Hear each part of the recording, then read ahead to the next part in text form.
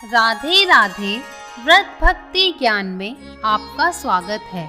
श्री कृष्ण छठी की आप सभी को हार्दिक शुभकामनाएं। जन्माष्टमी के छठे दिन बाद श्री कृष्ण भगवान की छठी मनाई जाती है। इस दिन भक्तजन विधि विधान कान्हा की पूजा करते हैं और उन्हें पीले रंग के वस्त्र पहनाते हैं।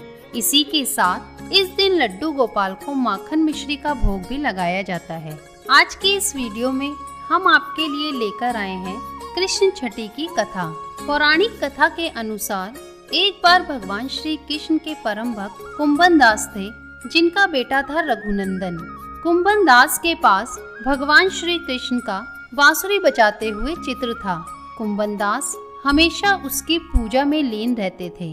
वो प्रभु को छोड़कर कहीं नहीं जाते थे। एक बार कुंभन दास के लिए वृंदावन से भागवत कथा का बुलावा आया।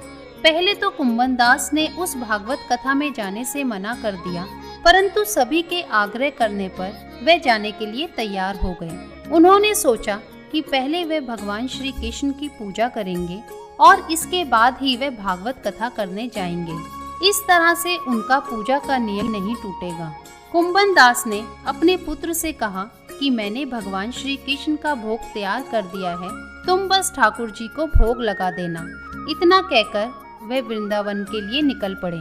कुंभन दास के बेटे ने भोग की थाली ठाकुर जी के सामने रख दी और उनसे प्रार्थना की कि वे आए और भोग लगा ले। रघुनंदन मन ही मन ये सोच रहा था कि ठाकुर जी आएंगे और सभी मनुष्य की तरह अपने हाथों से खाएंगे। कुंभन दास के बेटे ने कई बार भगवान श्री कृष्ण से आकर भोजन करने के लिए कहा, लेकिन खाना उसी प्रकार से देखकर वे निराश हो गया और रोने लगा। उसने रोते रोते भगवान श्री कृष्ण से कहा कि भगवान, आप आते क्यों नहीं हैं? आकर भोग लगाइए। उसकी पुकार सुनकर ठाकुर जी एक बालक का रूप लेकर आ गए और भोजन करने के लिए बैठ गए, जिसके बाद रघुनंदन के चेहरे पर मुस्कुराहट आ गई। वृंदावन से भागवत करके जब कुंभन दास घर लौटा तो उसने अपने बेटे से प्रसाद के बारे में पूछा। रघुनंदन ने अपने पिता से कहा कि ठाकुर जी ने सारा भोजन खा लिया। कुंभन दास ने सोचा कि अभी रघुनंदन नादान है, उसने ही सारा प्रसाद खा लिया होगा और डांट की वजह से झूठ बोल रहा है। अब रोज कुंभन दास भागवत कथा के लिए जाते और जब वे घर आते तो देखते सारा प्रसाद खत्म हो जाता था। कुंभन दास को लगा कि अब उनका पुत्र बहुत ज्यादा ही झूठ बोलने लगा है। कुंभन दास ने एक दिन लड्डू बनाकर थाली में रख दिए और दूर छिपकर देखने लगे। रघुनंदन ने उस दिन भी रोज की भांति ठाकुर जी को आवाज लगाई और ठाकुर जी फिर से एक बालक के वेश में कुंभन दास के बेटे के सामने आ गए। रघुनंदन ने ठाकुर जी से खाने के लिए कहा, जिसके बाद ठाकुर जी लड्डू खाने लगे।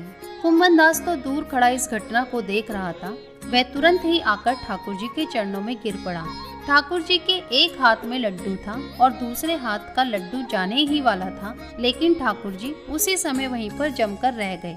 कहते हैं तभी से लड्डू गोपाल के इस रूप की पूजा की जाने लगी और कृष्ण भगवान की छठी के दिन जो इस कथा का पाठ करता है उससे कन्हैया प्रसन्न होते हैं और श्रद्धालुओं की सारी मनोकामनाएं पूरी करते हैं। एक अन्य कथा के अनुसार माता देवकी द्वारा भगवान कृष्ण को जन्म दिए जाने के बाद उनके पिता वासुदेव जी उन्हें बारिश के बीच टोकरी में रखकर गोकुल में नंद बाबा के घर छोड़ आए थे।